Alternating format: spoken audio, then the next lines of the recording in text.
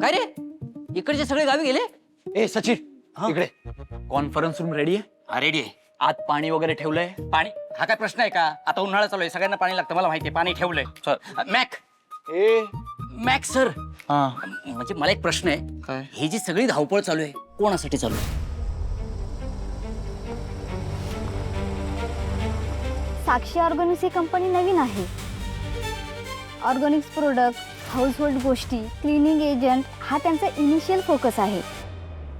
आपली जी कंपनी आहे ना, Sakshi organs, organic, that is that. तेच ते. तुला पूर्ण गोष्ट सांगू की नको? गोष्ट आहे. सांगा सांगा.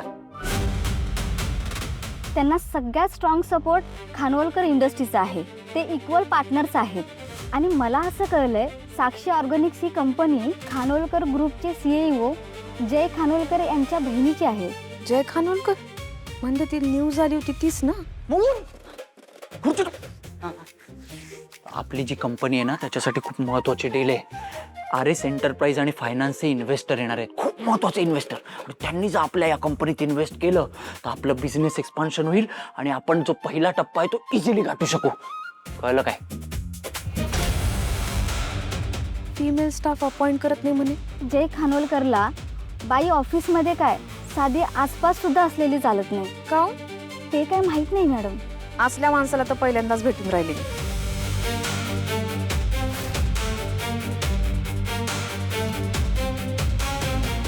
सर, सगळे रिसर्च रिपोर्ट रेडी आहेत? यस. एक मिनिट द्या सर. ए, सगळे रिसर्च रिपोर्ट रेडी आहेत? Yes sir. अरे तुझा काय संबंध आहे? तू थांब ना बाबा. सर रेडी आहेत सगळे. मॅक ते पोहोचलेत, जय दादाला सांग. ओके, मी कॉन्फरन्स रूम मध्ये. Be ready.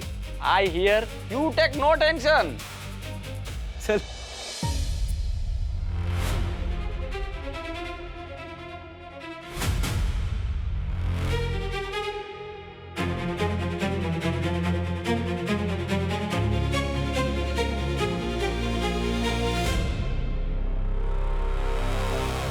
सर, इन्व्हेस्टर आलेत. बरं, नाव काय म्हणालस त्यांचं? RS enterprises. इन्व्हेस्टरचं नाव विचारलं.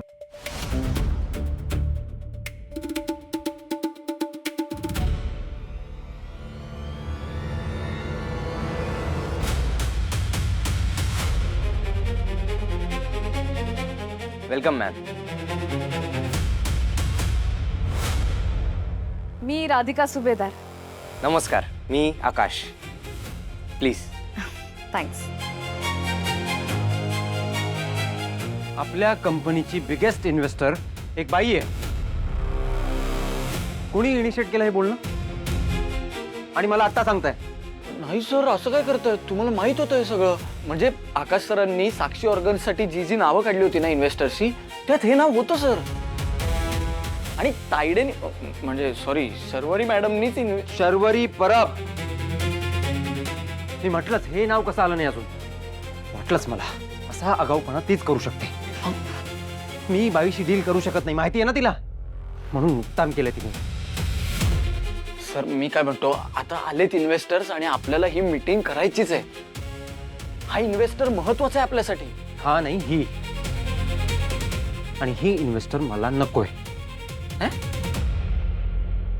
Sir, so basically what start a small household venture into a big company with highest growth rate in a small scale category. With this plan, Sakshi Organic can scale almost 3 times more in next 2 years. आणि तुमच्यासारख्या investor जर आमच्या कंपनीला join झाल्या तर साक्षी Organics लवकरच मार्केटमध्ये स्वतःचा loyal client आणि होल्ड क्रिएट करेल, याची आम्हाला खात्री आहे. That's all. थँक्यू. वाह, एकदम बढिया प्रेझेंटेशन हा आकाश. म्हणजे एकदम इम्प्रेसिव्ह.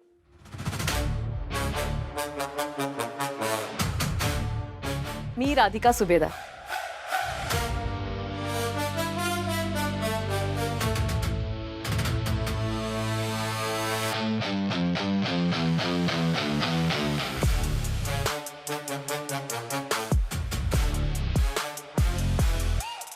RS एंटरप्राइजेसची चेअरपर्सन. जय खानोलकर.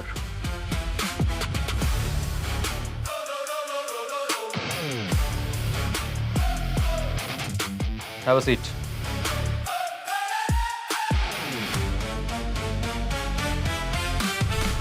मी म्हणलं का मिस्टर आकाश त्यांनी फारच जबरदस्त प्रेझेंटेशन केलं बरं का. हा नाही म्हणजे त्यांचा मार्केट रिसर्च उत्तमच. पण पहिलं माझं ज्या पोरीशी बोलणं झालं ती कुठं आहे? नाही म्हणजे तिनं कंपनीबद्दल फार चांगलं सांगितलं होतं. आता सध्याचं कंपनीचं स्वरूप, तुमचे फ्युचर प्लॅन, एकदम रिअलिस्टिक अप्रोच होता तिचा. मला वाटलं का भेटेल ती मला. मला असं वाटलं असेल ती इथे. कुठे आहे ती? ती आली तशी निघून गेली. Oh that's sad. Not really. In fact we are glad. काय आहे, काही ठराविक अपवाद वगळता बायकांना पर्सनल आणि प्रोफेशनल लाईफ एकत्र हँडल करता येत नाही. त्या मुलीचं इथेच झालं, त्यामुळे तिचं तिनेच रिझाईन केलंय. अरे रे. पण मिस्टर खानोलकर, तुम्ही हे जे बोलून राहिलात ना का बायकांना पर्सनल आणि प्रोफेशनल आयुष्य एकत्र हँडल करता येत नाही, ते काही मला पटून नाही राहिलं बा. That's okay.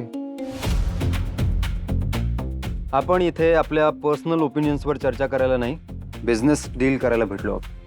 हो पण बिझनेस कोणाशी करायचा हे पर्सनल ओपिनियन वरतीच ठरतं ना. फक्त नंबर्स बघून बिझनेस करायचा झाला असता तर तुमच्यासारख्या छोट्या नवीन कंपनीत राधिका सुभेदार इन्व्हेस्टर म्हणून कशासाठी आली असती?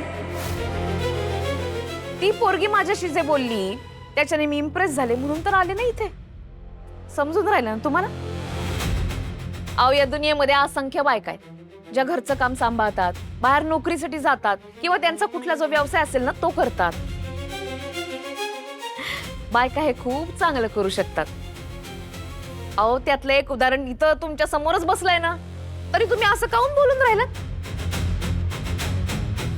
मी तर म्हणते बायकांना हे उत्तम जमतं. प्रत्येक यशस्वी पुरुषाच्या मागे एक बाई असते.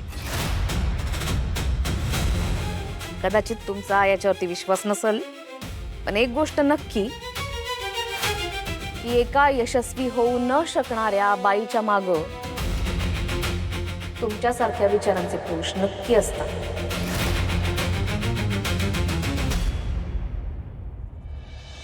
आता तुम्ही सगळे इथं काम करतात पुरुष, तुमच्या घरी बायका असतीलच ना.